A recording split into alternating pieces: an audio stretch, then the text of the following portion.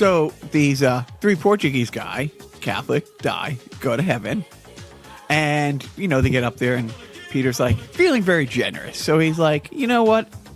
With it being Easter and all, I'll make it simple on you guys, Manny, what is Easter? Easter is it's that holiday where the pilgrim, they come to Plymouth Rock and they're going to starve, but the Native American, let's be honest, he said Indians. You know the point. No, St. Peter stops him. That's Thanksgiving. Not even close, but just hold on. He says to his next friend, like Lorenzo, you tell me what Easter is. And he says, oh, that's when, what a name. The Santa, he flies around the world and he goes into the chimneys and he gives all the boys and girls presents. And it was, because no, you kind of got the right idea, and he's, but no. So it's the last guy.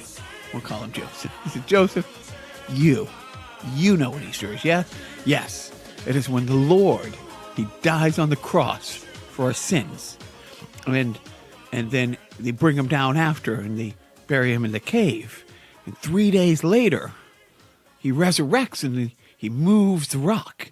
And when he comes out, if he sees a shadow.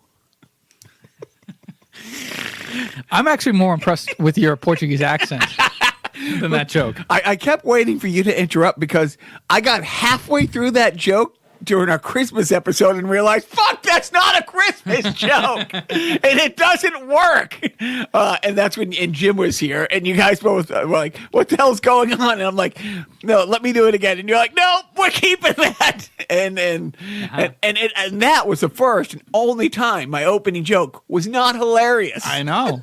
That was an historic moment. This is Jacques. This is, I think, Joe. And wait, is Manny's a Portuguese name? Yeah, I don't know about Lorenzo. Right. I was like, he's not going to come up with a third name. He's not going to. And then you pull my name out. It's like, whoa. Exactly. And so, anyway, welcome to Carnival Personnel. Very excited. Oh, skip right over the begging for you to talk with us on social media or write a review on Apple's, which some people say it helps. It's not going to help. It's not. Nobody cares. It doesn't matter. That's how they get you. Don't do it. That's right. But more importantly, it's funny because by the time this post, it's the day after Easter and the day after April Fools. I'm serious. April Fools, and you would think it's a big day in my world because I've always been the crazy prank. No, I've been trying to link the last few days. Have I ever pulled any great April Fools things? And I probably have, but nothing's coming to mind. You did, but they were in August. Right. Well, that's the thing. Yeah. It's like all year round. April when you're this. I mean.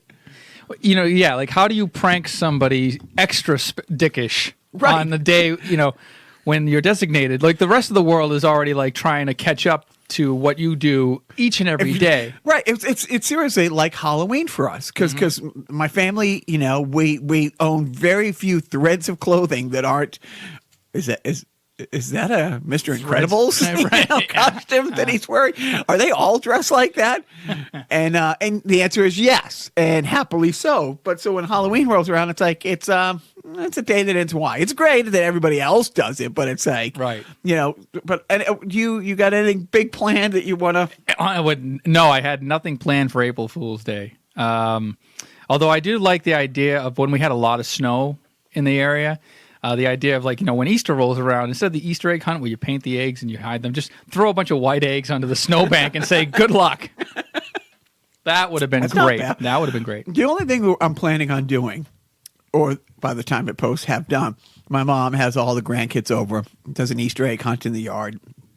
And she has this little plastic egg she puts stuff in, but also they will, color hard-boiled eggs. I'm, of course, going to color a couple eggs, skipping the hard-boiled part, hoping that, But wait, if you do that, wait, oh. The other one that I cannot take credit for, but I will probably do to my children just because I'm an awful person and even a worse parent. I'm going to eat a bunch of chocolate tonight. Shocking. I know, but I'm going to save the wrappers and then wrap grapes up in them and then put those in their Easter basket. Oh, I thought you were going to eat a bunch of chocolate, and then, like, when Easter rolled around, you were going to shit out something that you would eventually mold into a chocolate bunny and then rewrap it and then give it to the kid. No, don't give me ideas, Joe. I don't know. I'm just spitballing here. But that's it. So let's get right into it. Roseanne premiered this week. You said last week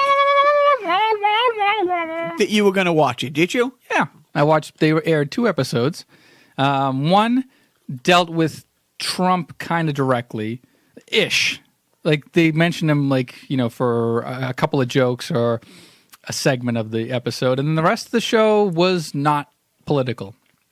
And I found it to be funny. I laughed at a bunch of stuff. I wasn't a huge Roseanne fan growing up, but I liked the show. My wife is or was a huge Roseanne fan, so she was looking forward to watching the new reboot. And I don't think it disappointed. Obviously, 18 million people can't be wrong, which is what the ratings are. And I just read earlier today that it had been renewed for a second season. So big smash hit out of the gate. But, of course, we're going to talk about what Roseanne's political views are and how people are calling for boycotting the show. And well, I mean, it comes down to me like a personal decision. It's like, you know, it's amazing because all the people, you know, because I'm torn, you know, and again, it's always gets back to the Patriots. It's like the thing that we had. It's like, okay, everybody on the Patriots, like not everybody, but the 3 richest, whitest guys on the Patriots, Kraft, Belichick, Brady, were some degree of supportive of him. I love the team. It's like, well, what do I do type thing. It's like, yeah, I'm pretty sure the 80% of the team that's, you know, black, probably not big Trump supporters. Maybe they are, but and that maybe I shouldn't assume that. But it's the same thing. It's like Melissa Gilbert and stuff like that. Everybody else on the show, you know, Metcalf and John Goodman, big Democrats Sarah supporters. Gilbert, by the way. Sarah Gilbert, Yeah. sorry. But like, yeah, Wanda Sykes is a writer for the show. Morgan Murphy, who's another comedian. But then you also have Norm Macdonald, who was an OG writer of the show, who now writes the new episodes. He's leaning. I guess he's not pro-Trump, but he's not the most left-ish guy in the world either. So you do have a mixed bag. It's also executive produced by Whitney Cummings, who I like, and I like her comedy. I like I like Two Broke Girls and, you know, her style of comedy. And I know she's not a Trump supporter. So yeah, I look at the same. I look at it as like, yes, Roseanne is pro-Trump and an awful person, granted, but she's employing all these really nice people. She's not. She is the name of it, and but they can't if it have wasn't the show for her, out here. Let's be honest. If she didn't exist, there would be no Roseanne reboot. There'd be no Roseanne. You know. Right. So you kind of like, and I like John Goodman. All these people, they got to work. You know, they don't have to work. I mean, maybe John Goodman doesn't have to work, but it's employing a lot of people, and it's actually not. It's not like this is the Fox News sitcom. Do you know what I mean?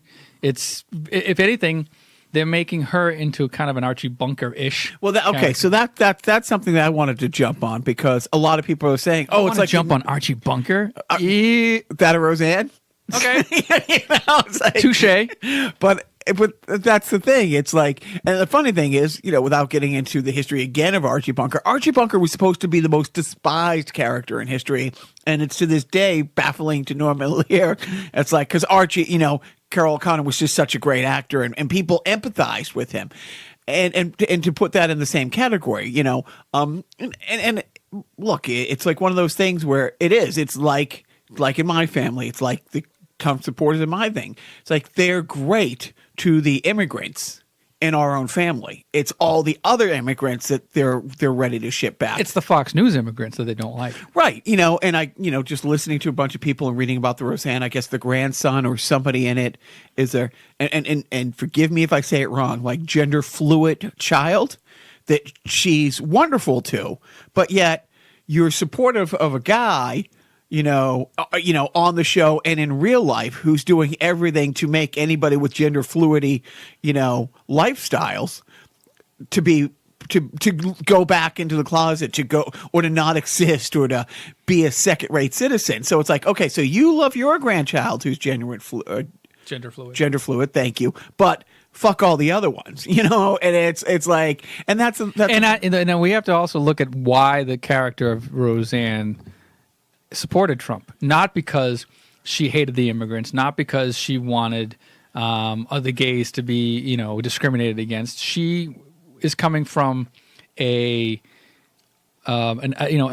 working class, citizen kind of point of view where, maybe through no fault of Obama, but somehow during the Obama administration, they were, being shit on financially and economically. And so here comes this guy who says he's going to make jobs and, who dupes basically the entire Rust Belt into voting for him. And she's just one of those. And it's just like, well, you know what? Whatever. He says he's going to bring jobs back and he's going to, he's not going to ignore us and he's not going to, batch us all into like some deplorables basket like the other person did who, has obvious, corruption scandals of her own, imagined or not. Right. So her character's coming from a different perspective. And that's a lot. And that's maybe something we have to kind of look at, or something we do look at, but we can't. What I'm trying to say is that the Roseanne character is a representation of a type of Trump supporter that isn't all in Trump. No, and that's a very fair thing. It's when you look at the election map, the states that Hillary won in the election, she won in the primaries. So many of the states that Bernie won went to Trump, and it's those states. Bernie did well in California and in New York and Illinois, but he didn't win those states. He won Wisconsin. He won he won so many of the states that he won, and it's exactly what you're saying. I mean, he appealed to the Archie Bunker crowd, and that's why Archie Bunker was successful. People like you and I, or had you been alive and I not been 7, he appealed to, hey, look, he loves his wife.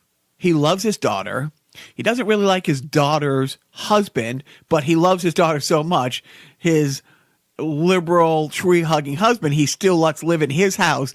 So he lets his son-in-law live in his house. He feeds his son-in-law and has to sit there after working 10 hours in the factory and have his son-in-law tell him how, all his opinions are wrong. And people looked at Archie Bunker's like, asshole, he's the one who's supporting you. You're going to college on this working guy's back, and people empathized with him. So I understand that part. But again, it's like, for me, it's like if it was just, I hated Mitt Romney, for crushing company, all that stuff. But it's like after the Tiki Torch thing, when it went from, man, I think this guy is really racist, the Central Park Five and all this stuff, the history of racism. But after that, I'm like, you're openly saying, okay, well, we got $1.50 every 2 weeks in our tax break, so we can pay for our Costco for that. The economy, he didn't fuck up that Obama turned around.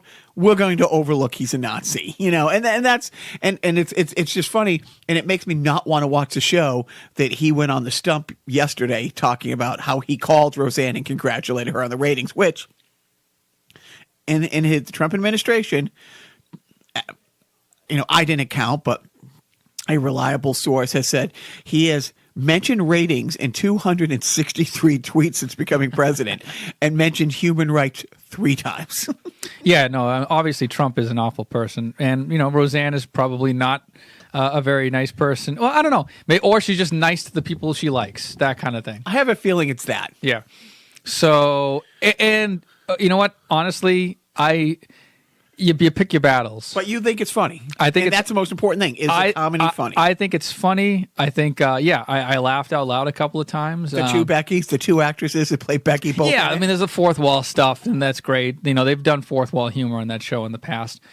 But I'm looking at the big picture, and I think if it's not going to be a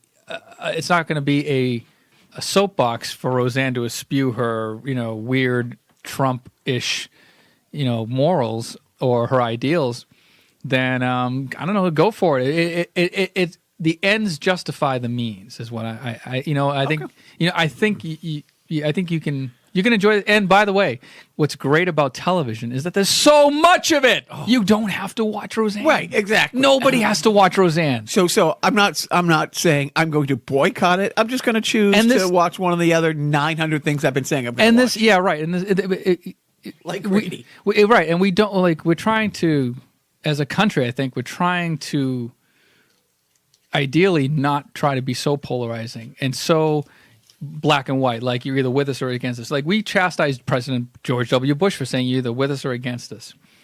And if you're a liberal-minded person, you probably don't want that kind of hard line tactic when it comes to all forms of art. Like, we can't watch Roseanne because she's not all in with us.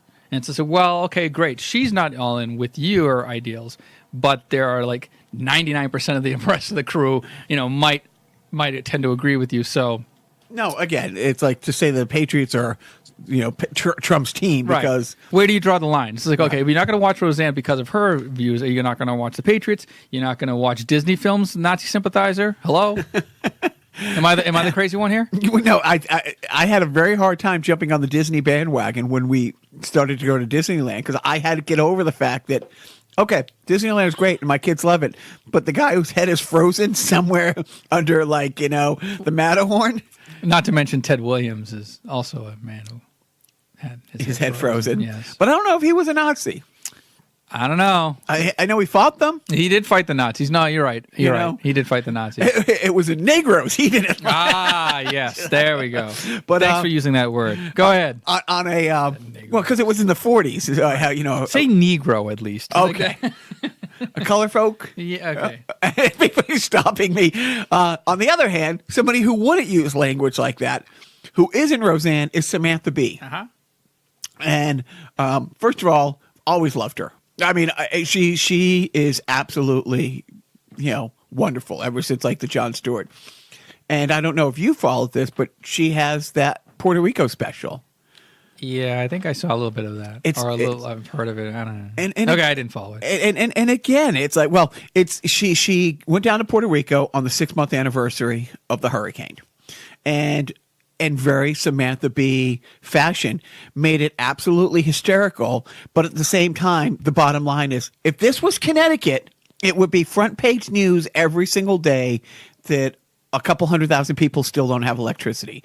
If this was Connecticut, it would be front page news that, that we followed it a little bit. All the shysters and the shenanigans going on with rebuilding the power grid.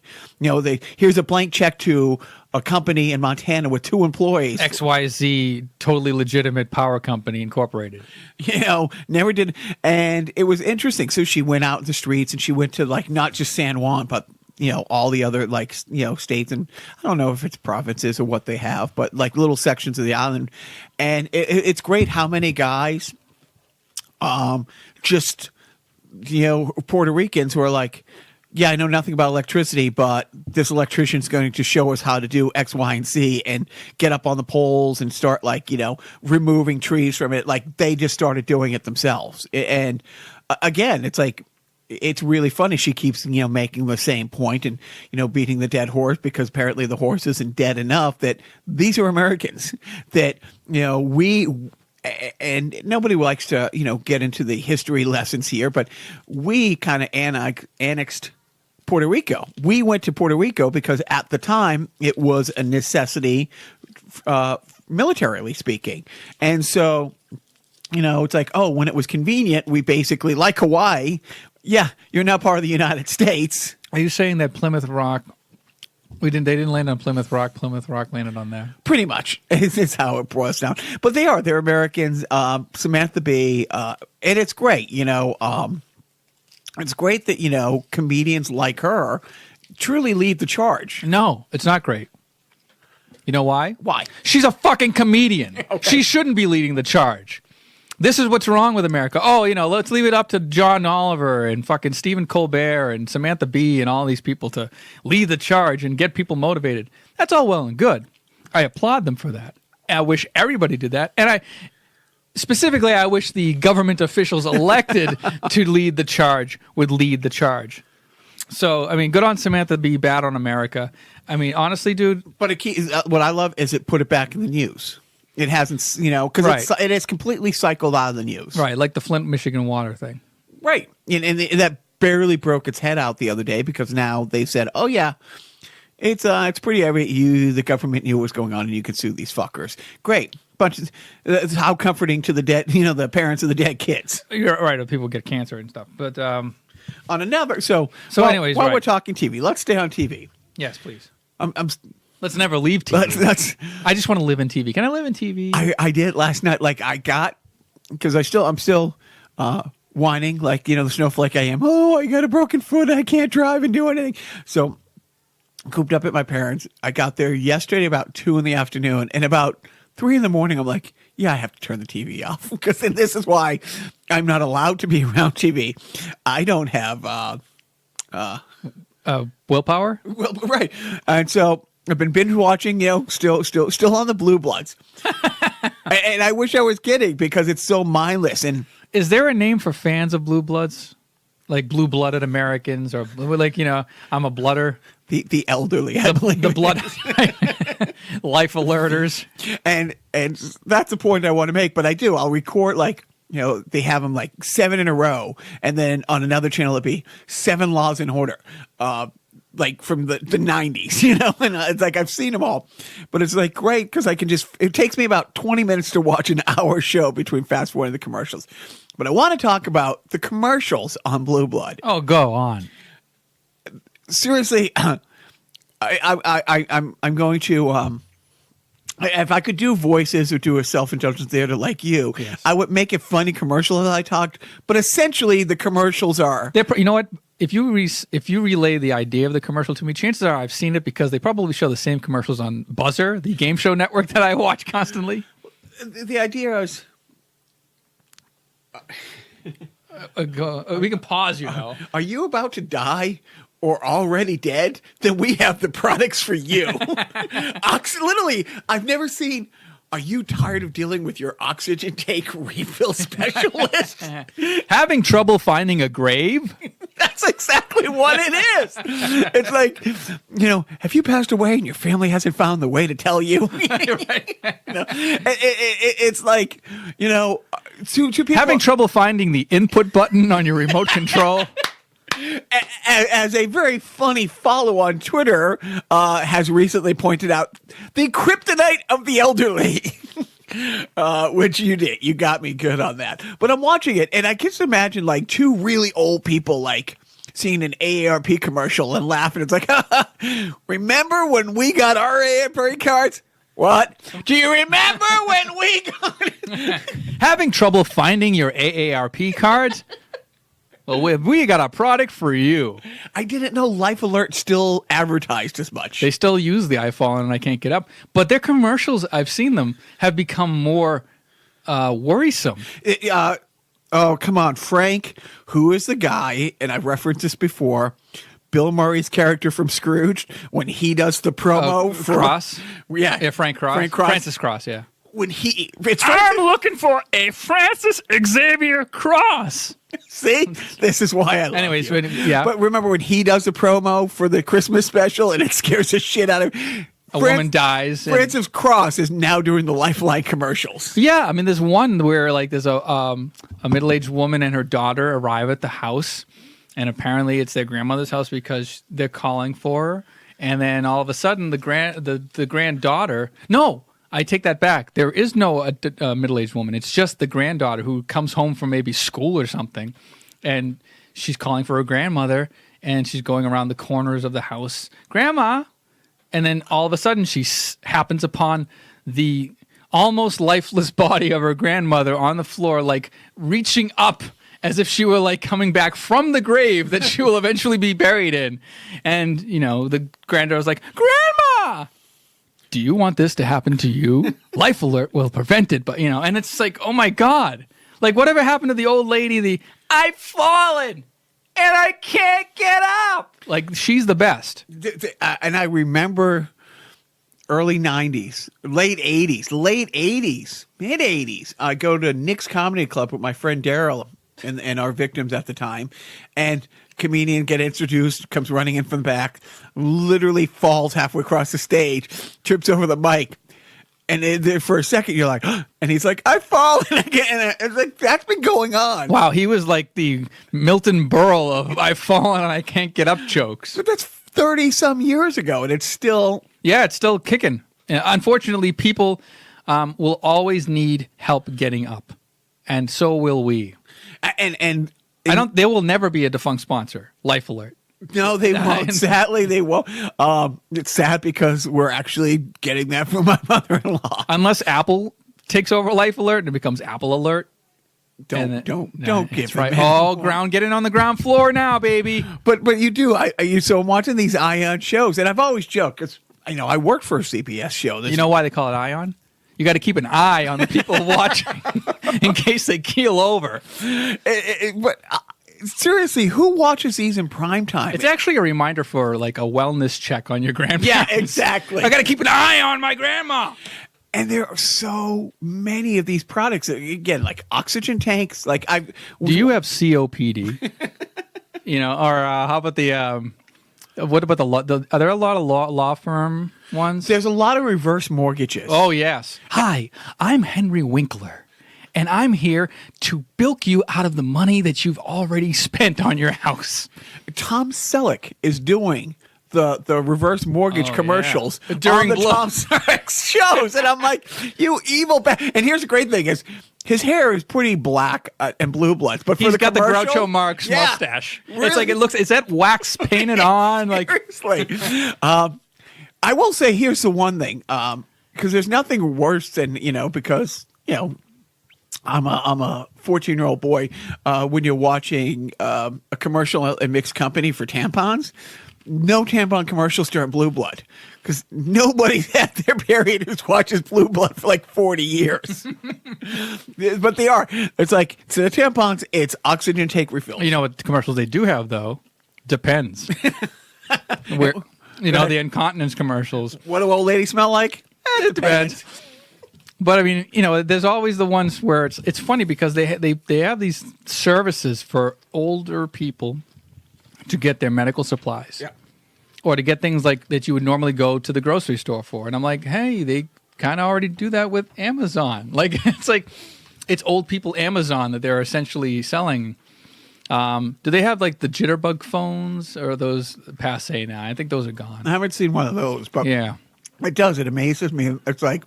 And then like I said, I'm a week into Blue Blood marathons nonstop. I'm like, what are you doing? It's like, why? If these are the commercials, is this really? And I don't think there's been a commercial yet.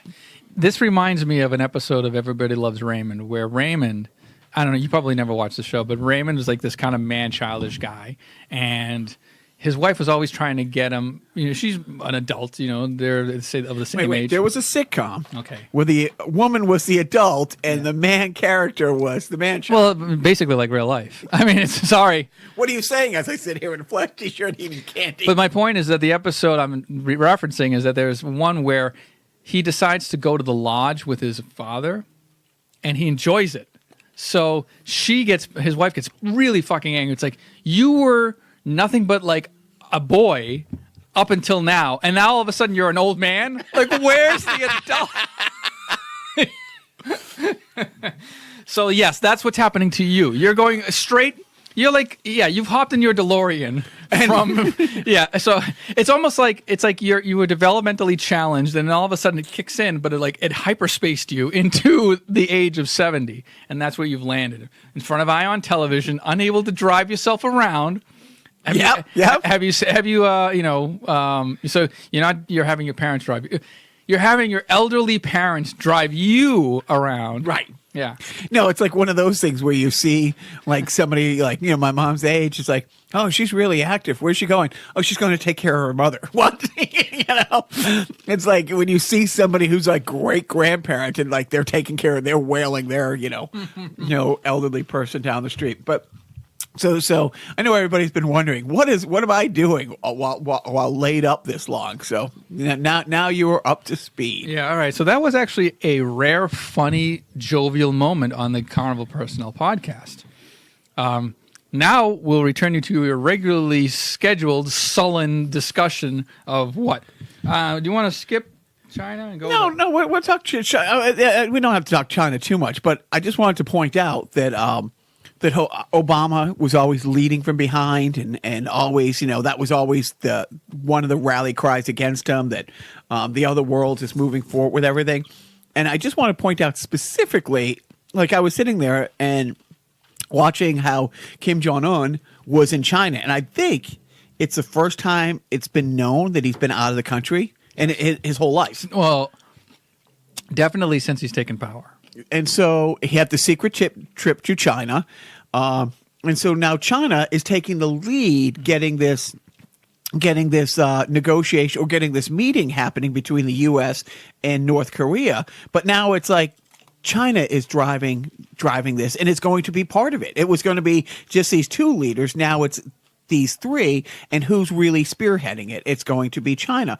And in this just in this last, I don't want to make it all about bloaters, but just in the last 16 months, we pulled out of the TPP, and the negotiations still went on, and all the other countries that were part of the TPP trade, have signed it, and China took the lead on it. When we pulled out of the Paris Peace Accord, and what a lot of people who are like, America first, it's like, okay, a lot of this is about solar and wind power and development of these technologies and building solar panels and building these wind turbines and the jobs that are created, building them, maintaining them, and all that stuff.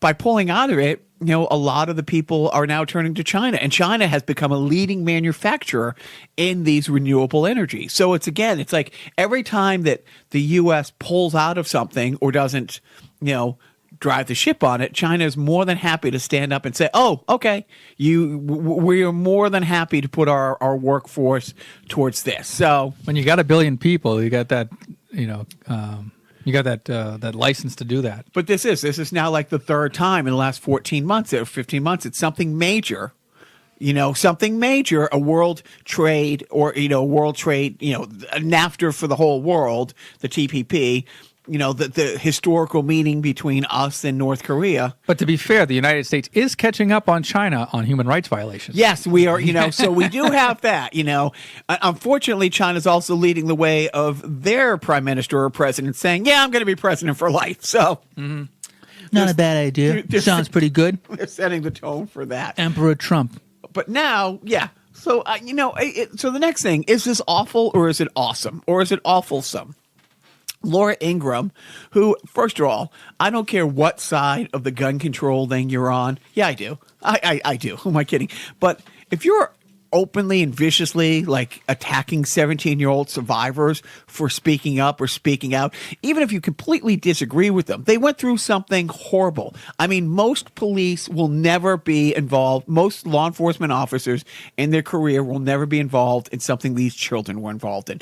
Most people who join the military will never be in combat like that. I just had a cousin who did 4 years in the Marines, never deployed. He was stateside the whole time, and you hear about all the deployments and it's awful, but most people will never live through what they lived through. And they lived through it at 14, 15, 16, and in high school. In a Valentine's Day, the last thing you're thinking about is on the way to school, is this guy going to ask me out? Am I going to ask her out? Am I going to get a Valentine? The last thing you're thinking of in between classes is, am I going to be alive when the day's over? Yeah. And so when you hear these people villainizing these kids, and the thing is, these kids, if they wanted to say awful things, but they're not. Most of the awful things you hear about them saying, they're not saying. I've yet to hear any of them say, get rid of the Second Amendment. You know what you are seeing, though? You are seeing right-wing nuts on Twitter and on Facebook photoshopping pictures to make them look like they're doing awful things. There's the one that's going around now is Emma Gonzalez ripping up a target, a gun target, but then somebody photoshopped her to rip it up, to make it look like she was ripping up the Constitution, and people buy it. People just buy right into it. So you have that going around. You know what was funny though? If you look really closely at the photoshopped Constitution, it's written in Russian. So I don't know what that's all about. But yeah, no, I mean, that's the awful thing. And you hear political people who have now backpedaled and said awful things. And we're getting off topic, but we want to focus on what's happening this week, which is Laura Ingraham. Who is Laura Ingraham? Because I don't watch that show channel. Oh, she's the 30-something, maybe early 40-something blonde correspondent on Fox. You know the one. You know, like the big blondish hair on Fox, the blonde. Oh, she's white. The white, blonde Fox correspondent woman. Does she show her legs a lot? That's okay. So you know the one I'm talking about. Okay, but so she's one of their lead. Well, it's one of those things because Fox is such a great, company. She's moved up the ranks. Like they've been very progressive by default. They've been very progressive over the last year. She used to be like third fiddle behind like Glenn Beck and Bill O'Reilly. Yep. And so she is pretty much like the face of Fox News. She is their main spokesperson. She is not Sean Hannity. Well, she's their main spokeswoman. I think her time slot might even be around the same time like Rachel Maddow is. Okay, gotcha. So what about Laura Ingraham? So she decides, and decides to mock, one of the Parkland survivors, David Hogg. Not about, this rally isn't really going to do anything. No, you can't even vote. Your voice doesn't really matter. Which would have been bad enough. Which would have been bad enough. But decides to mock him for not getting into the colleges, a couple of the colleges that he played. Right. I think it was like Princeton. UCLA. UCLA because he got a 4.1 average or something? Well, and UCLA, it's like truly, it's huge, but they take in-state first. I know, right. And of course, like the majority of those kids don't have the high GPA that some of the outsiders might have. Right. I mean, he's straight A student. And if you've heard the kid speak, it's even like Obama. If you hate his politics, man, can that guy speak. And this kid is together. Yeah. Right. And so, I mean, the one thing to keep in mind, too, is that these kids who are, annoying you by getting in your face about guns are doing so with PTSD. Right. Like, all of these kids have post-traumatic stress disorder. In your life, Joe, and I'd really have to think about this. I mean, I really have to think about it.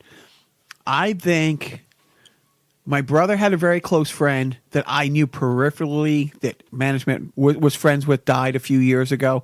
And all the guys at F&H, like one of the inner circles, one of our closest friends, a staple at F&H, about 15 years ago, early 30s, died, just dropped in front of us on a Friday night.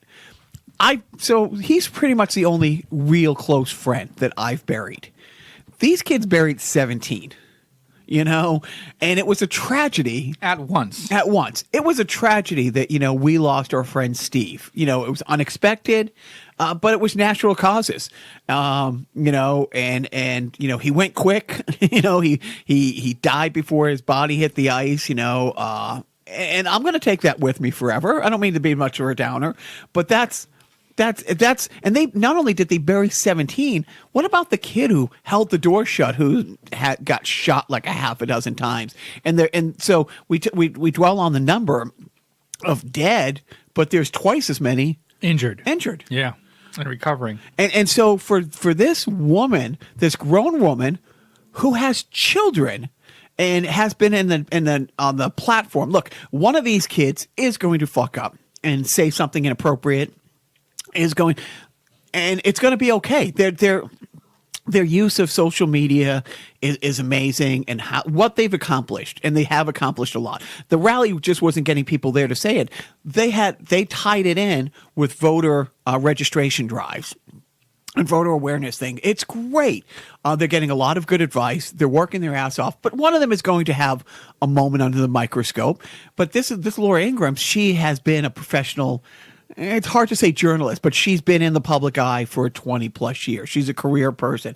And for her to go out of her way to by name mock a 17-year-old child when she has children, you're just a special kind of see you next Tuesday.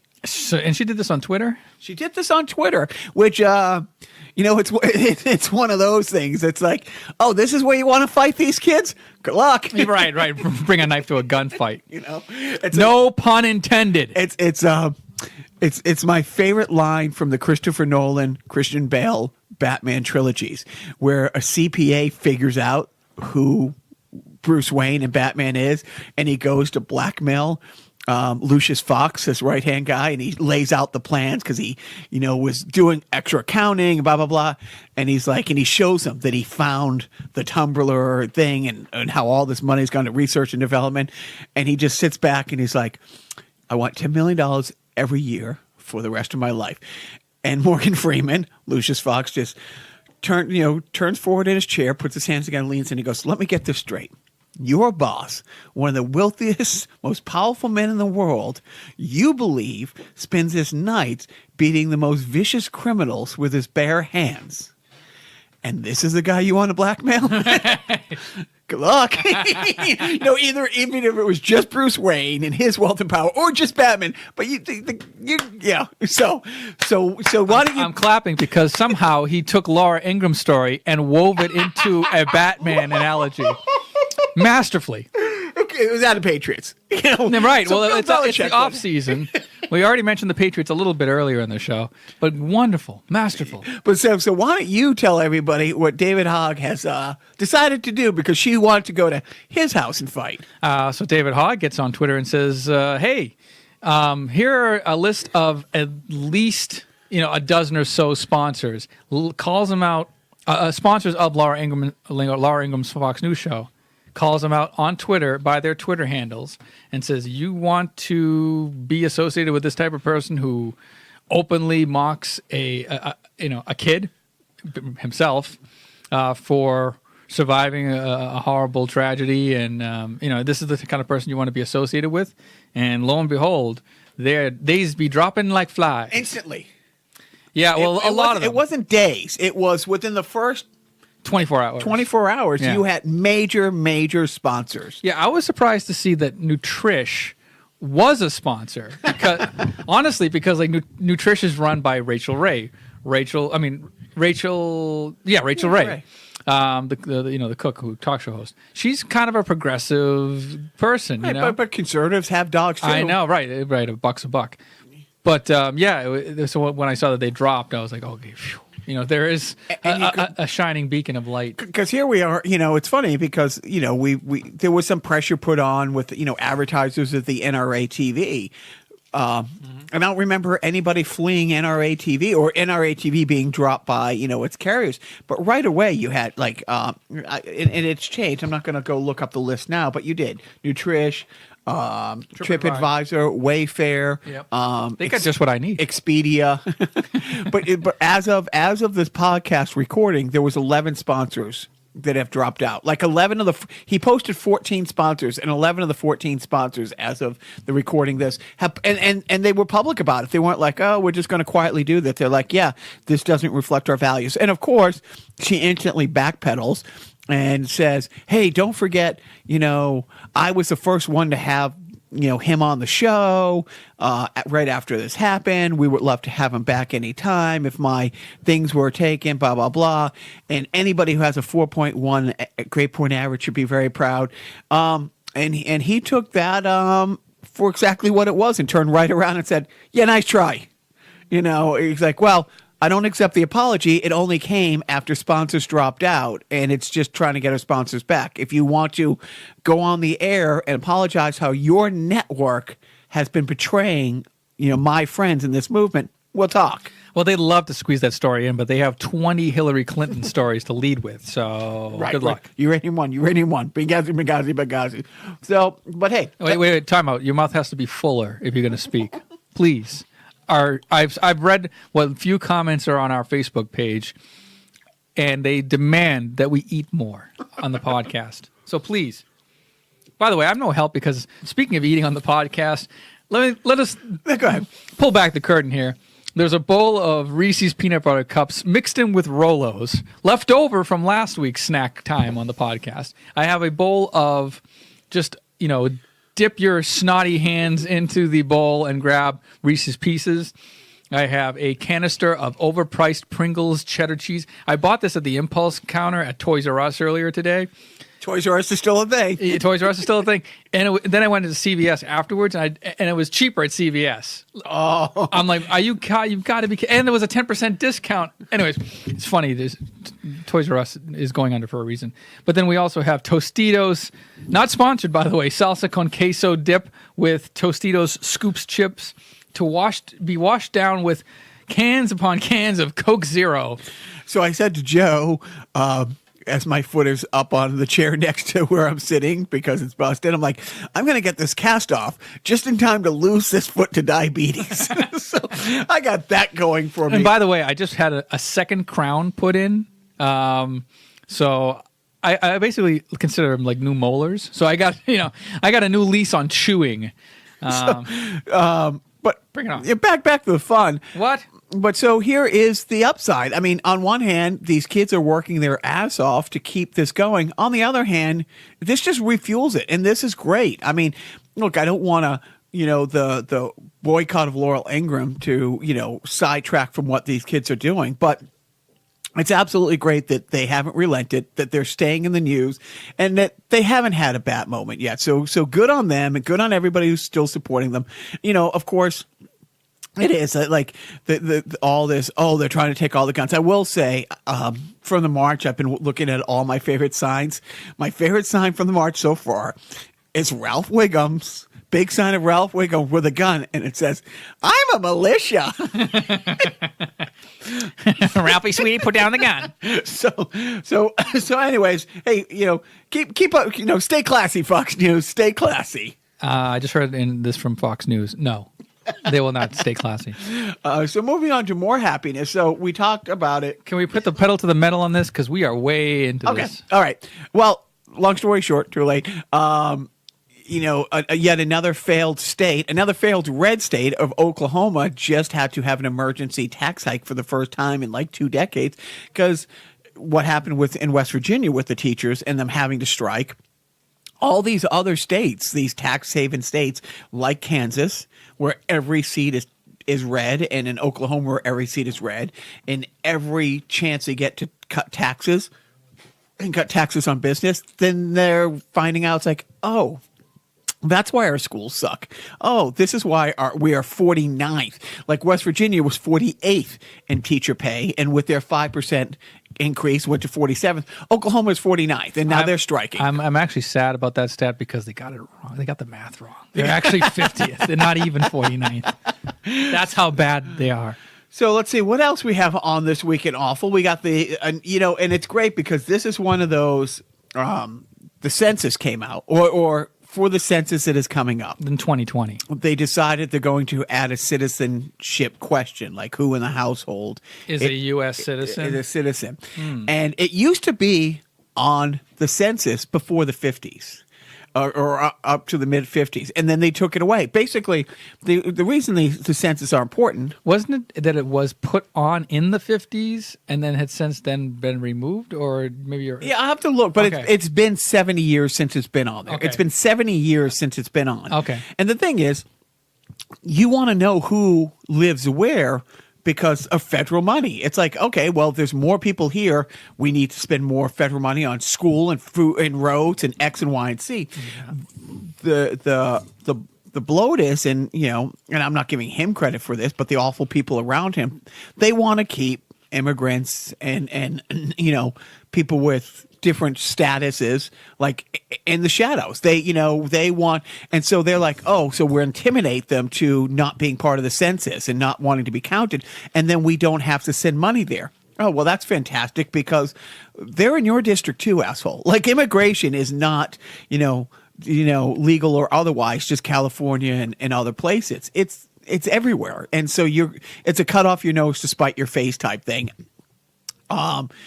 But just the awful racism behind it. And then when Huckleberry Sanders is asked about it, and she's like, no, it's always been part of the census and blah, blah, blah. It's like, it's just awful. I'm done talking about it. What's not on here that just came out and this week, and it's going to slip under the wire. Scott Pruitt, everybody's favorite EPA chief, Turns out he, on your taxpayer dime, went to Monaco and brought his wife to speak at a convention about liquefied natural gas.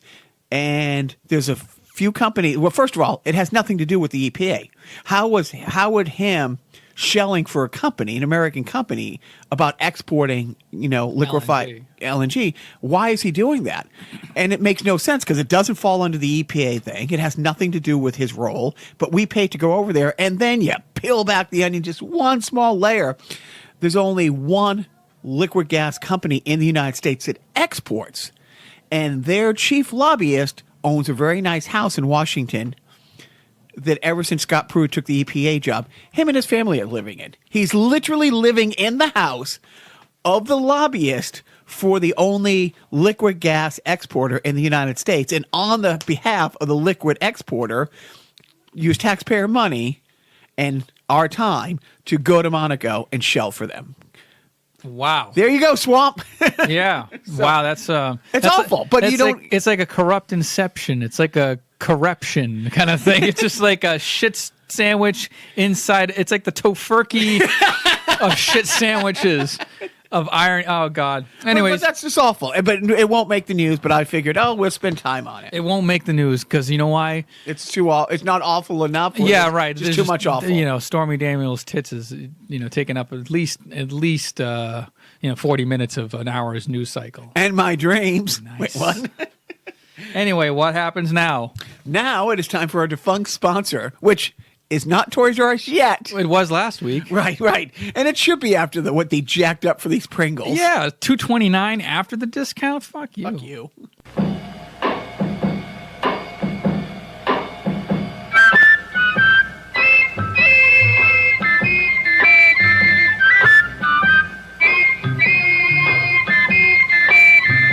When a Braniff International hostess meets you on the airplane, she'll be dressed like this.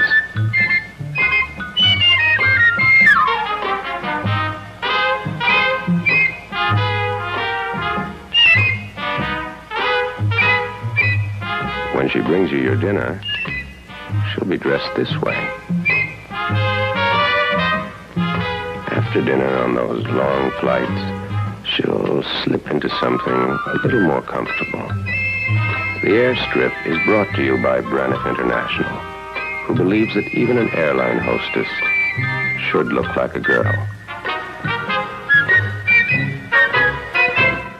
All right, so in the world of sport, and this just broke today, after I put this, Another foot. I will I will only mention this in passing, but we might be without one Rob Gronkowski next year, who, first of all, again, because things didn't work out the first Sunday in February like I hoped, like you hoped, like we all hoped, and winning solves all the internal fighting.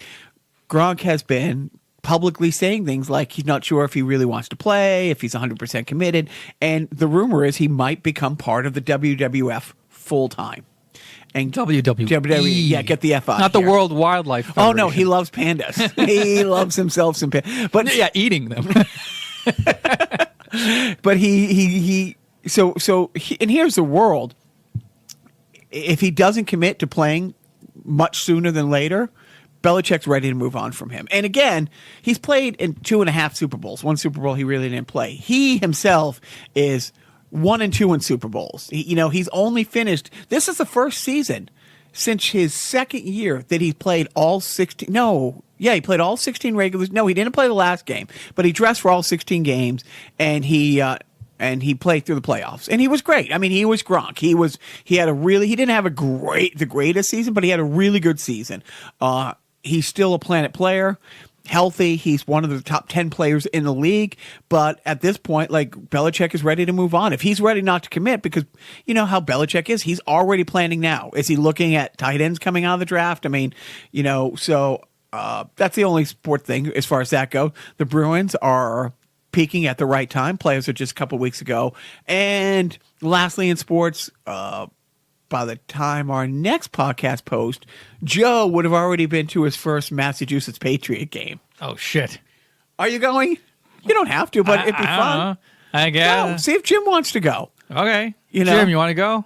It's Comment on our Facebook page. Hey, if anybody who listens wants to go, I'm the hookup. You know, I don't want to brag, but I am the game day operations director for a new arena football team that is only 80% away from selling out the DCU Center. So when I say They're going to have to change the name of Worcester to Bester. oh, Because of the best. Anyway, so that's it as far as that goes. So now let's get back into the fun stuff. Did you see this? That this week the voting is starting for the Video Game Hall of Fame? I did not, and nor did I bother to research it when you put it on the rundown a couple of days ago. But now I guess you're going to spend the rest of this evening and the holiday Right now. weekend. I'm just doing it now. You can only vote once every 24 hours. Yeah, I know. I guess I'm going to be ghost voting as you again. So that's a thing. And let's see. Who holds that, by the way, the Video Game Hall of Fame? Like, who is it? The Video Game Administration of America? Like, even I don't know, and I'm the nerd on this podcast. I think it's I don't know. Yeah, I mean, Well, I'm guessing it's either China or Putin because we've established that they control everything. yeah.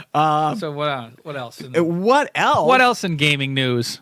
So Joe sent me an interesting article about Pat Contry having his midlife crisis. Who's Pat Contry? Pat Contry is known as the NES punk. Yes. He is the guy who wrote the book that we use as a Bible. It's a very fantastic book. Ultimate Nintendo, the NES, a complete guide to the NES library. Which I believe we'll be busting out in just a minute. But what do you think of the article? I read it, and I didn't really learn too much about him that I didn't already know from listening to him and watching the videos. If you don't know, obviously you don't know. He's a guy, he's my age, or almost, he's 38. But for the past 10 years or so, he's been doing YouTube videos as his character, Pat the NES Punk, where he would do comedic skits that he would basically one-man show. He would write it, produce it, direct it, star in it, post it on YouTube. And he kind of turned this into a little cottage industry. He became one of multiple YouTubers who produce content targeted towards my demographic, the essentially middle-aged white guy who was nostalgic for video games. And he was good enough and smart enough to eventually quit his regular day job of researching. I think he was a market researcher or something, right. And do it full time, which is a hard thing to do as a YouTuber, especially now. He got in right when the YouTube craze was kicking into full gear. It became YouTube was started 10 years ago? 04. Yeah.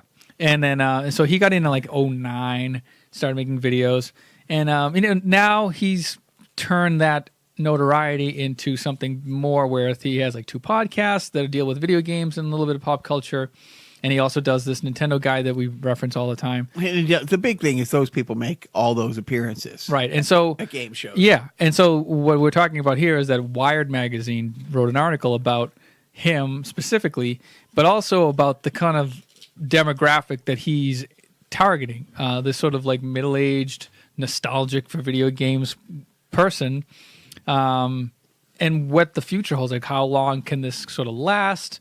What's next specifically for Pat Contry, and how he wants to retire, maybe his Pat the NES Punk character, and do other things become more of a raconteur of somebody who talks about video games in general, or just whatever. I don't know what his game plan is, but I got out of it that it's essentially introducing a wider audience to a niche personality.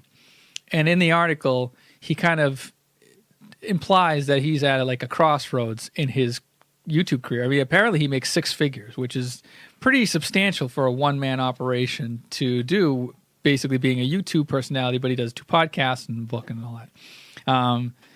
But he's not sure if he wants to keep his gravy train going of the Pat the NES Punk videos, because the last video that apparently he made was ranked so low compared to his other videos that he only would have made a couple of $100 off of it with today's YouTube algorithms. So it's kind of and he's looking at it is the well-run dry for my character, and maybe I should now take my notoriety and graduate. And I think you took it as sort of like a boo-hoo, woe is me. Yeah.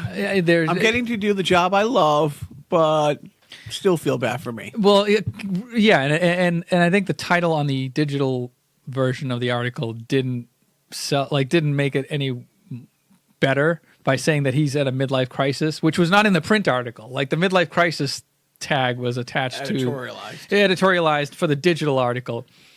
So it's not like the author said he's in a midlife crisis, nor does Pat think he's in a midlife crisis. Maybe he is, but regardless, yeah. So I think the long-winded way of what we're trying to get at is that should people feel bad for him? And I don't think he's looking for that. I think he was just sort of like, hey, here's who I am. First of all, it's like you don't know who I am. Here's who I am. Here's what I've done. And now here's what I plan to do in the future.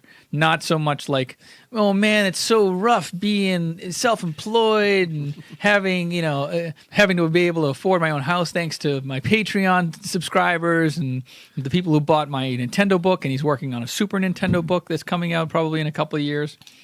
I mean, good for him, honestly. I mean, to be able to do that, because there's so many people who, like us, who go into this with no, he probably went into this as sort of like a lark kind of thing, and then it just sort of, he found that it took off and it actually, captivated a small enough audience, but it seemed like it started naturally where he saw other walkthrough videos and the people didn't talk about the history of the game. They were just showing old Nintendo games and not the history of it. And he really had passion for it. Right. And he was also like, and by the way, he also collects and he has a collection of all the Nintendo games, literally all the Nintendo games that were ever physically made for the Nintendo, licensed by Nintendo in the United States, plus a whole garage full of other trinkets and stuff.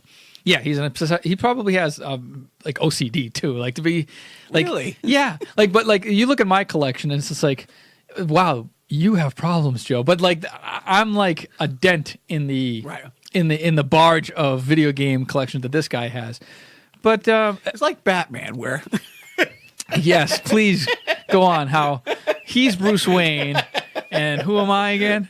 But I don't know. I think it's sort of like I didn't take a sort of a boohoo kind of thing from it. I just sort of like, I think he and probably people like him are probably fair-minded enough to think this isn't going to last forever. Like I can't just do videos. It's kind of like getting back to Milton Berle again. It's like Milton Berle wanted to do the Milton Berle show forever, the way he's been doing it. And then eventually he had to change and become something he wasn't. And then that's when the people who followed him were like, well, you're not the old Milton Berle. And then he dropped out. Like he didn't know how to evolve. Right.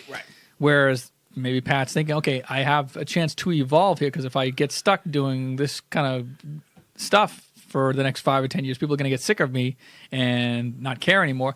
Again, like the people who watch his videos are me, like mid 40s or early 30s, like 30s to 40s, mostly probably white guys that can relate to him.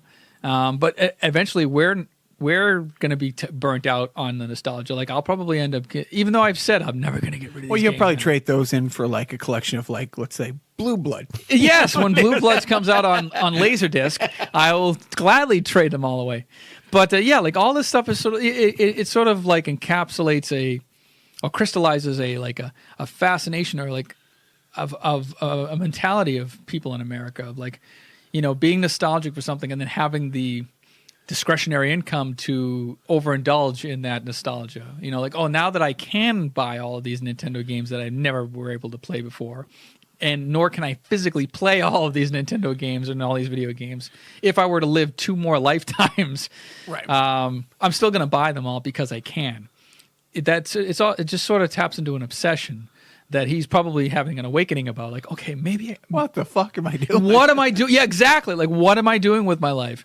And knowing that other people that watch him are going to be just like that. They're going to, look at their little shit Nintendo collections and go, what the fuck? Like, that's like $300, $400, $500 right there that I could have put towards something else, or $1,000 they could have put towards something else. And I just got caught up in this fever of trying to recapture something that is long since gone.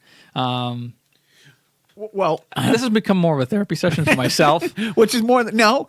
It's become a Segue to the segue to the random video game review of the week, in which Joe will be utilizing. See, it's not just eye candy, that shelf. It is a critical part of a very important, part of my favorite time of the week. Okay. And as is Pat's book. So with that said, get your keister over there. All right, my sweet keister. Well, let's do the Hashtag me too. Punchline. White guy punchline. I'm going to go walk over to my Nintendo games now. And I'm going to pick a random game with Jacques' help. By my help, he means he's going to be making the pressure luck sound effects. I'm going to be doing the pressure luck contestant. No whammies, no whammies, no whammies. Big bucks, big bucks, and stop. All right. Big bucks, no whammies, and stop. And we stopped. But he's not going to look. He's too busy getting the book that we just referenced, the Pat Country book. He's going to ease on down the road to his seat. He's going to put his headphones back on. All right. I probably reviewed this game. It's not Solar Jetman. It's not Solstice, if that's what I'm seeing over there. I don't see so. I don't see so good. See, Solar Jetman. What is this? Solomon's Key. Yeah, I think I've already reviewed this game. Yeah, I'm going to do this again. Do another one? Yes. All right. Oh, man. Damn it. He got all comfortable. He got snuggy. He put a snuggie back on. He put his. Now he's falling. I've fallen, and I can't get up. Wait. That's a callback. I got up. Okay. All right, come on, big bucks, no whammies, and stop. How long have we been doing this? We're already going through some of the close to 300 games. All right, so it's up where. Oh man, it's Castlevania. That's why I started laughing as soon as you gave it. I give up. Technically, I've never reviewed. No, we did a Castlevania sideshow. I know, a whole sideshow on this stupid game. Castlevania. Oh man, but you know what? It can't be spoken about enough. True. I pulled out the original Castlevania for the NES. God, what a classic. It's a side-scrolling platformer. You play as Simon Belmont, and you're out vampire hunting. You got to get yourself a Dracula. And you go all the way into Dracula's castle, see? And then you take your whip, and then you use it against all the enemies, like those zombies and shit. And you use it against monsters like all the Universal monsters, like Frankenstein and the Mummy and Medusa, and eventually you get the Dracula, and then you whip his fucking ass all the way back to the fucking netherworld, you motherfucker. Why did I just morph into Joe Pesci? Because I watched Casino last night for the first time on Netflix. Wow. First time. Wow. It's great. I'm jealous. I watched Goodfellas probably 100 times. And I saw Casino just like the first time last week. I did last night. How much anxiety do you have during the Goodfellas, like when the closing end? Oh, you're all sweaty. It's like, boom. But you want to see helicopters? Great. I'll show you helicopters. Oh my God, it's so great. Don't you move, motherfucker! I'll blow your fucking head off. I knew right then and there they had to be cops, because if they were wise guys, I wouldn't have heard nothing. I'd be dead. You want more? Yeah, I actually do. I am like, yeah, but Casino is... That was all we had, Karen. They would have found it. I swear to God, they would have found it. Anyways, go on. Yeah, Casino I watched last night. Anyways, Castlevania, Joe Pesci. What am I talking about? What am I doing? Now do I got to reference the book? Oh, you poor people who are hanging in there. God bless your weak invalid hearts. See, when you hear somebody like, "Oh, I watched Casino for the first time," I'm like, I'm so jealous that you got to watch it for like the first time. I was like that with The Godfather until a few years ago. Oh. I had not seen The Godfather until like maybe. Did you see The Godfather 2 first? Be honest. You usually do. No, I did not. Which would not have been a bad thing in that case. I mean, they were both masterpieces. 3? No, both masterpieces. Yes, okay, I understood. Oh, so now he's flipping through the book. Wait, what do you give it? You give it a 4. That's a 4-star. That is a 5-star game. It's a 5-star, right? Sorry, 5-star. How dare you? Although he gave it 4 stars. Maybe that's only how they go up. Maybe there is a 5-star rating in this book. I don't know. I gave it maybe Castlevania 3 is worth 5 stars. What did he say about Castlevania 3? I can't see so good. Yeah, he gave Castlevania 3 4.5 stars. Good man. Okay, so it does go up to 5. Yes, right. So it's a great game. It's about here, I'll read something. Here, gather around, kids. Simon Belmont must defeat the evil Dracula and other classic monsters such as the Mummy and Frankenstein's monster in this tough action platformer. What the fuck do you want? What are you telling me? I'm a fucking vampire killer. I'm trying to kill some fucking vampires. Okay. I've lost my mind. Sorry, guys. Beginning of the nervous breakdown caught on tape. All right. So thank you for that. Now we will move on to what are you watching on TV this week? Now, Casino. Other than what's your Netflix pick of the week, or what? Now, I've already talked about Blue Bloods, but that's not my TV pick of the week, which I've already blown and told Joe. But what do you got for the folks at home? What have I been watching? Oh, gee, I don't know. I think I've been watching Joel McHale regularly on Netflix. The Joel McHale show with Joel McHale. We saw the one with we're a week behind. We saw the one with Seth Green the other day. Yeah, this one has I'm not going to spoil it for you. It's nice. Is it good? Yeah. It's more of the same. It's funny. I love Paul Feig surprises in it. When we were watching, I forget what show. Was he talking about? Oh God, there was some. Oh, The Bachelor. They had the parody of The Bachelor. Yeah, I forget what. Oh, it was like the Bachelor with the everything had to be signed off. The consensual contract thing. Yeah. I like the show, but it was great because I'm trying to think of the show. He's like, there's a show on E that's just come back, or another show that's like a reboot, and he's like, yeah, they're doing the same thing with the same. It's pathetic. Yeah. He's a dreamboat. What? Oh, is this thing on? Is it? So I don't know. Honestly, yeah, I'm catching up on. I'm trying now to watch more movies that I haven't seen, like Casino, for example. You got my Apple TV. You got 150 movies right there. I know, and I don't like any of them. No, Beaches is a fantastic. You have to watch. I don't know. Maybe this will be my pick of the week because you haven't watched it yet. And I did see it. It's playing on HBO.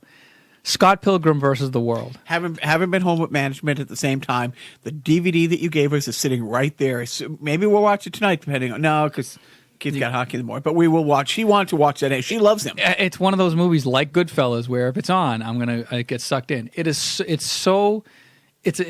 briefly, Scott Pilgrim versus the World stars Michael Cera. It's based on a graphic novel, comic book that came out in the late 2000s. The movie came out in 2010, but it's about a kid who's in a band. He's 20 something, but he's in like this 3-member rock band and called Sex Bomb, which is a reference to. Half reference to a character from Super Mario Brothers. The genre of this movie is like comic books meet kung fu meet video games. Like it's all fast moving. It's all ridiculous. It's all over the top. It's all great. It's all delivered wonderfully. It's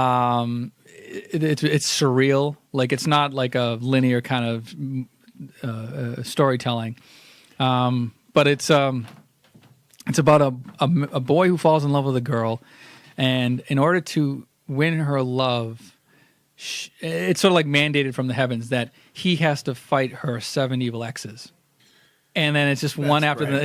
It's almost like and you're playing a video game. And you beat the first boss and the second. Yeah, it's all like boss fights, but it's also in the world of like underground kind of rock music. So like they're on this rock circuit.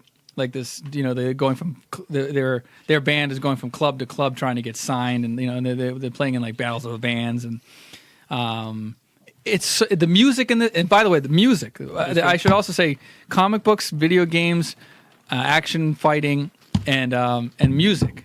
Like this is a masterpiece of a movie.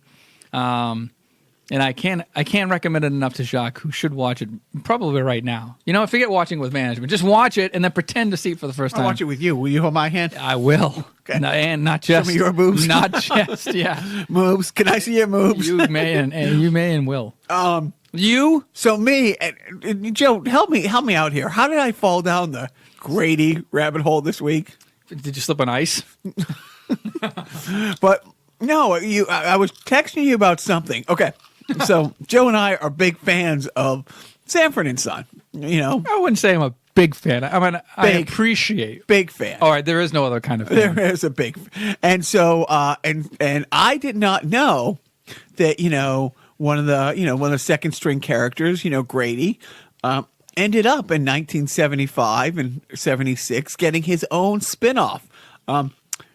Cleverly enough, called Grady, and it was great. And so I forget how I brought it up. I was talking to Joe. I'm like, oh man, I gotta watch that sometime.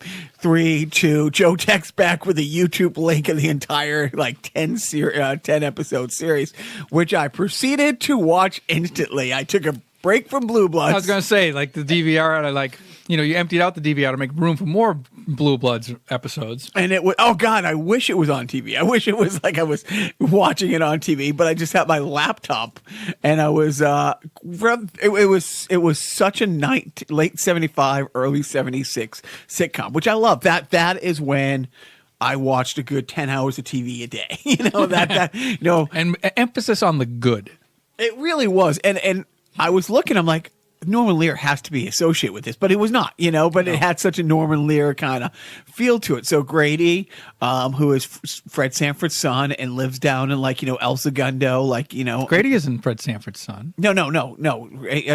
From Sanford and Sons. Yeah. He lives down in El Segundo, around them, but his daughter marries a track star, an ex-track star who's now coach at the UCLA track team. This, I guess, when track and field was a huge thing. Oh, yeah. Remember? Because don't forget, in 76 is when Bruce Jenner won. Who? Bruce Jenner. Who? Who won the gold medal? I know. Who won the gold medal? Bruce Jenner won the gold medal. I'm sorry, my liberalism won't let me say Bruce Jenner. No, I said it. But he...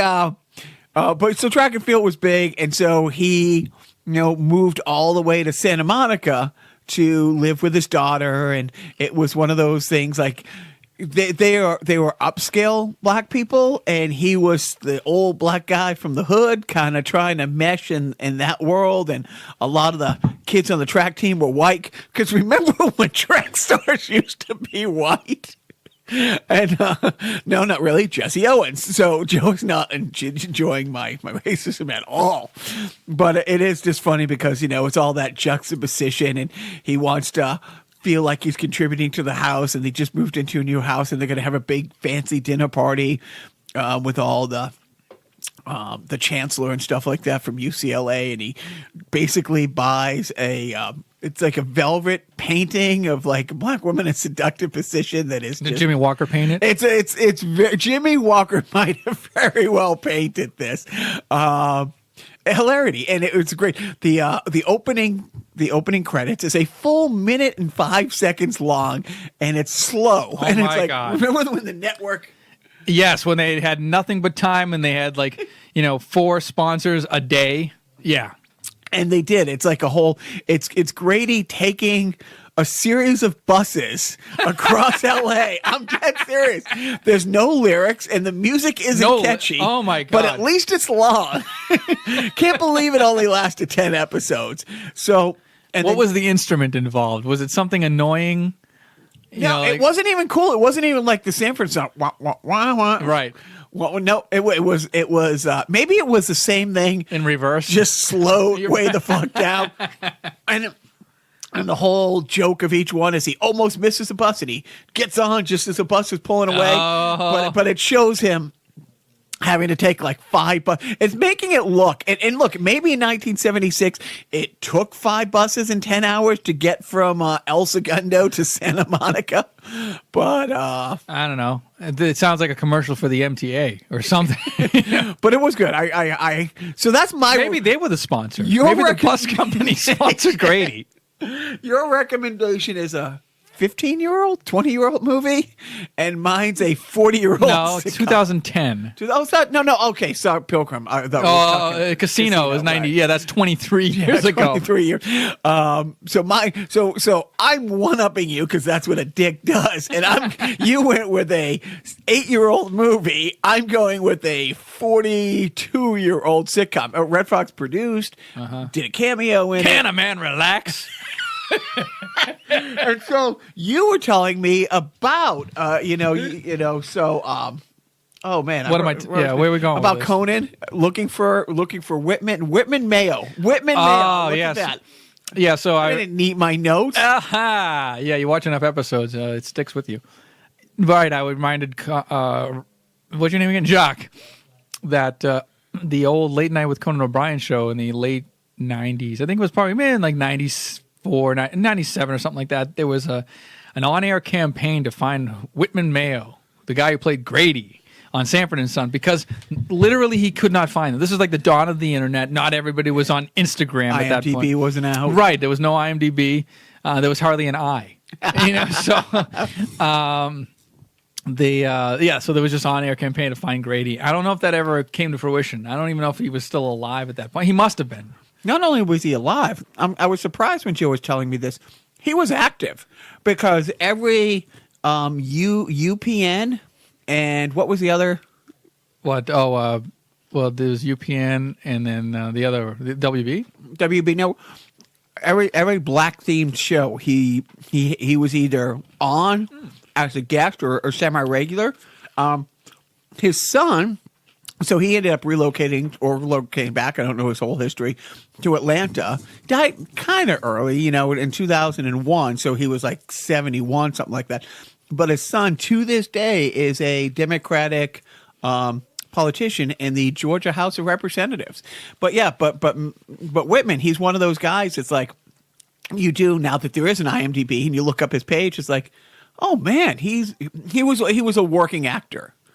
Good for him, yeah. I mean, that's every actor's dream, right, is to keep on working. If the side guy of a TV show or a movie had an old black friend, it was always him. And then Garrett Morris said, move aside. Right, exactly. So, I mean, if he was born 20 years later, he'd be fighting out, Morgan Freeman or... He'd be on Roseanne. He would be on Roseanne. So my pick of the week is that because I'm sad and don't watch Grady. Watch Grady. A 24-minute episode. No, first, no commercials. Instead of watching Grady, watch The Mirror just for that length of time and really, really take a good hard look at what you see, and then decide if you want to watch Grady. No, I know what I'm going to see. Hey, look, as I'm sitting here taking a Rolo out of its wrapper and a mini Reese's peanut butter cup so I can eat them at the same time. He's stacking them on top of each other, like he's taking both cups and then putting the cup faces together to make a sort of like a bowling pin shape. And then he just delicious. Ate it. And he just ate it. So, my question to you. Should I look in a mirror? The mirror says no. All right, so let's wrap this baby up. You got a parenting tip? You know what? Take your kids to Toys R Us. That's what I did earlier today. We did a little shopping spree, if you will. And my youngest son won. He won. You know how he won? How did he win? He walked out of there with every penny he walked in with. Right into the propeller. Right. I mean, my older son... He spent like $40-something on, little pop figures and whatnot, and something. It's actually very interesting. My older son Connor is 18. He zeroed in on the Nerf aisle, the Nerf gun aisle. We deprived him of Nerf guns as a kid. Like we just wouldn't let him do it. He couldn't be He was going to show them all. Like at the end of that walkthrough, he was like, wow, check this out. That's pretty cool. Like he was just like, now that I have the money now that it's like what I do with video games. Now that I have the money, right. I can buy all the Nerf guns I never had. So look for the Nerf Gun podcast in about 5 years from a certain Connor. The music will be spectacular. Oh, yes. He will have a great opening theme and closing theme. Nerf, if you're listening, if you want a catchy theme song, you look no further than my son. But at least he's up there earning the money as we are down here. Yeah. you know? Well, that is if you pay him. I'm sure. You know what? Details. But my parenting tip, and look, we've come to the bridge that we always knew. Don't do it. Oh, okay. You sure? No, okay, not to. Die, you heathen! The old emo Phillips show. We're at the bridge that everybody knew was predictable. Alex P. Keaton's parents were very liberal, and he was very conservative. That's just the nature of it. With that said, I have two dream squashers. Both with absolute dream squashers, and one of them, he has absolutely, it's a cross between 84 Diamond Dave hair meets 73. Gosh, I'm trying to think. Anyway, he Spinal 73. Tap, like a David St. Hubbins. David St. Hubbins. Yeah, here lies David St. Hubbins. And why not? I mean, absolutely. Like seriously, like Robert Plant. 73 Robert Plant meets Diamond Dave's 84 Diamond Dave. It's gorgeous. I mean, we don't go into a place without. I mean this, like every time we're in a restaurant and there's a woman who's a waitress or so, they're always like, "Oh my God, please never cut your hair. Your hair is so beautiful. I wish I had hair." Like he is going to clean up, because of that. The other one, he has like Iggy Pop's this straighter, like Tom Petty. Yeah. And it's gorgeous. I mean, he just looks like ripped him out of like a surfer magazine in like 78, like California Living 78. And he's cut his hair a couple times. Like when we were in Doha about 3 years ago. When you leave the scissors around. He cut his hair. And then not this past Super Bowl, but the Super Bowl before, he cut his hair. And it's the good one. The good Super Bowl. The good Super Bowl. Thank you. And he loves to grow back, and he's conflicted because like we've just always loved his hair, but he wants to have short hair.